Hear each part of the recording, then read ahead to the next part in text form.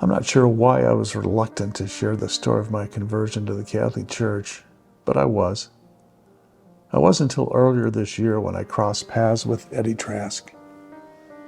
Eddie hosts a podcast called Catholic Re.Con where he interviews both reverts and converts to the Catholic faith.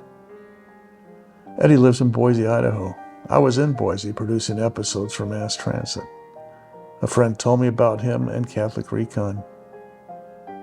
After checking out his YouTube channel and seeing that it was where I hoped to take MassTransit, I dropped him an email. Eddie replied, we met for coffee, and I set about picking his brain. Over the course of our hour or so together, a friendship was born. Toward the end of our visit, he asked me to call him when I was ready to share my story on Catholic Re.Con. About a month later, I was ready. In this episode of As the Crow Flies, I share with you a shortened version of my interview. The unedited interview runs 49 minutes. I've included a link to Catholic Re.Con below. There you can view the full interview as well as more than 100 others Eddie has produced. Where did your journey start? And yeah, just take us through all the highs and lows. I was a child born of Jim and Midge Crow in Southern California, and Dad had gotten off a boat after his naval service in San Diego, come up to George Pepperdine College in South Central LA. George Pepperdine College is relevant because it was a Church of Christ school, and that was the church I was technically born into and raised in. I can't imagine being raised in a more loving and compassionate group of people, family. My personal family, the Crow family in Southern California, and then the Church of Christ. Jump forward a bunch of years. Sandy and I married in Coeur d'Alene, Idaho. Her heritage is Norwegian, and I kid that they thought Martin Luther was Norwegian. Came from Norway. They very much many generations of Lutheran. So I entered the Lutheran Church. So essentially, I went from fundamentalist to hyper grace. It was ELCA Lutheran that we joined. So it was like from the right of Protestantism to the left of Protestantism, all in one big fell swoop. I loved it. I loved grace. I loved discovering grace. It helped me deal with my sin, displeasing God anxiety that I had for so many years. I thought it was a wonderful experience and I enjoyed it. And then I took a job in Louisiana. And I noticed when I got there that about 60-70% of the community and about 70 or 80% of my board of directors were Roman Catholic. Sandy had stayed behind waiting for me to get things ready down there. She followed me about 3 or 4 months later. And while I'm there by myself, I noticed that I said, I better start studying up on this faith, Catholicism. Eddie, I had no opinion of it, left or right, up or down, but I knew I better learn something about it. I don't think I was never taught to think of him like a lot of people are as far as the derogatory things said of the Catholic Church. So I started studying it. I say studying it. I started listening to Ave Maria radio and started watching EWTN and looking up things online. And it was something to get interested. It's easy to get interested in really fast. And so I started reading a lot and listening a lot and watching a lot. And eventually I started getting interested. They were holding the Steubenville conference in the town I was in one weekend. And it was just up from my apartment I lived in, downtown area of Houma, Louisiana. And I remember driving back from lunch one Saturday and driving by. Oh, that's all the Catholic kids over there. So, wow, there's a lot of cars there. This must be like Catholic Central. This must be like Rome, USA or something here, because it seemed like a lot of them. And I just got thinking a lot about it. I had the radio on, listened to a show on Ave Maria radio. It was a rebroadcast of an earlier interview done with Bruce Sullivan, who had, as you know, come from Church of Christ into the Catholic Church. He'd been a Church of Christ minister. And I was listening to him, and he spoke in a vernacular. He spoke he just used words that were familiar to me from being raised in the churches of Christ. He communicated to me in a way that I understood. And a lot of the things he was saying about his journey to the church, it started connecting with me. And then the last thing I can remember him saying was, the interviewer said, what was the final straw that brought you into the Catholic Church? And he said, if this is the church that Jesus established on Peter, why would I not want to be a member? And that just stunned me. Eyes wide open, driving around. I remember where I was when I heard it. I went home. It was a Saturday, Sunday, probably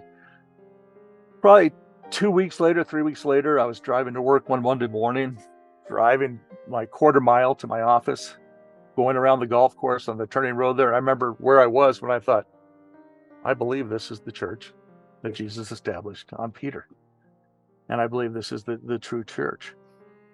Some days after that, maybe a week later, there was a Catholic church up the road from my office. And I called up there and said, I'm interested in learning more about the Catholic Church and being taught more about it, learning more about it. And the gal on the phone put me in touch with a fellow by the name of Paul McLean. And Paul was, I forget his exact title, but he kind of managed, it turns out that little Catholic church up the road was the cathedral. And I got a hold of the staff there. And she put me in touch with Paul, who ran a weekly, I think it was a Tuesday, midday, lunchtime RCIA for adults in downtown. And introduced myself on the phone. He invited me to RCIA. I went there for, I think, 2 meetings. And after the second meeting, he pulled me aside and he said, "Hey, Gordon, your energy's great. You're excited about this. I can see the Holy Spirit working through you and helping you along the way." He said, "But you got more energy than this class can handle." He said, "Why don't we start doing one-on-one?" And I was like, "Oh, okay, that's pretty cool." So for the rest of that year, until the story continues in another state, I met with Paul one-on-one, going through what would have been RCIA. It was just like monstrously large blessing to have this. I need to bring Sandy back in the picture here. Finally, a few months later, she comes down from Wyoming, Laramie, and pick her up at the New Orleans airport. We're driving back to home. It's about a 30-40 minute drive. And she's, "Oh, what's going on? What's happening? What have you been up to?" And I kind of got up the nervous. So I got 2 big announcements. She goes, "What's that?" And I said, "Well, the first one is I shouldn't have taken this job. It's the wrong job." Oh, she's like shocked. I just waited 3 or 4 months here and we moved 2,000 miles. Now you're telling me that, yeah, I probably should have thought this through better. But, in retrospect, obviously God had me down there to introduce me to his church. And so we drive for about 20 miles. She calms down. She goes, "What's the second one?" I said, "Well, that's a little bigger." She goes, "Oh my gosh, I guess you probably thought I was going to ask for a divorce or something." Oh. And she said, I said, "What's that?" I said, "Well, I'm joining the Roman Catholic Church." And all of a sudden, the wrong job, 2,000 miles, that meant nothing. I think she screamed. I think I locked the window so she couldn't jump out the window on the highway. By that point, she was that shocked. "What? Are you kidding? What?" And it was just kind of stunned silent all the rest of the way back to the apartment. Our son had been at University of Wyoming, and he transferred down to Nicholls State University. He was a football player, and they kind of recruited him to come down. He came out and visit us once, and he transferred down there. And it was about an hour away from us where we lived. I was excited about becoming Catholic, RCA. We drive up on Fridays when he did off season and pick him up and bring him back to Houma with us to spend the weekend. And I would get kind of chatty about what I was learning in RCIA, and I was all excited about it. I'd tell him about it. And finally, one Friday night on the way back, Andrew just kind of spoke for him and his mom. He goes, "Dad, shut up. Quit telling us. We're not going to be Catholic. You're wasting your breath. Quit trying to." And I said, "Oh, guys, I'm really not trying to proselytize you here. I'm just telling you, I'm excited about what I'm learning here." And him and Mom both said, "Well, that's good. Keep it to yourself." And so I shut up that weekend. I was quite devastated, but it was also the weekend I heard the story about somebody praying to the Blessed Mother and saying, I can't get through to my kids, Blessed Virgin, please help them along. And so I prayed that prayer for my wife and my son, please bring them along. And I did my best to shut up the rest of the way. Jumping way ahead, my son was received into the church 3 years after me, and my wife 2 years after him. And that was because I shut up. Anyway, we'll look back up to Marshall, Minnesota. where I'd been with Schwann's for a number of years, and went up there, spent the last 3 months in RCIA. And then on Easter Vigil of 2014, I did the great honor. I had the great honor of being received into the Roman Catholic Church. Interestingly, Father Wolf at Holy Redeemer Church in Marshall, he was doing his duty to make sure I was ready to go and meet with him one-on-one. And I said, Father, I don't think I'm ready. The Sunday before Vigil, the Vigil Mass, the Sunday before that Saturday, he stopped me in the vestibule in the narthex as I was leaving Mass, and he I didn't know he did this, but he called Paul McLean back in New Orleans.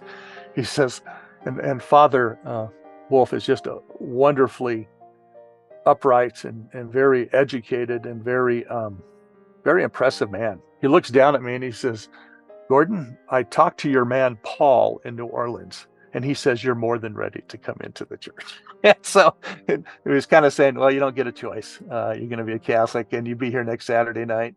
That next Saturday night, when I got up and got the chrism and was confirmed, I'd been baptized in the Churches of Christ, and so that was there, and getting the confirmation. I was always kind of unemotional about the Eucharist and receiving the Eucharist, receiving the body and blood of Christ. And when I walked up, I can't remember the gentleman's name, but I knew him from the years I've been in Marshall, Minnesota with Schwann's. When he held up that host, and there were like several people up there, Vigil Mass serving, and I saw him, and I kind of gravitated to him, and I saw that host, and lost it, receiving the body and the blood of Christ. And that's just been a wonderful journey ever since then. So we have episode number 2 of As the Crow Flies. Thanks for watching. The complete interview is about 40 minutes in duration. If you haven't already heard enough from me, please visit Catholic Re.Con and watch the full unedited visit between Eddie and me. If you heard enough of me, I understand. But please do visit Catholic Re.Con and check out the more than 125 other interviews Eddie has produced. The Catholic Re.Con ministry is so very thought-provoking.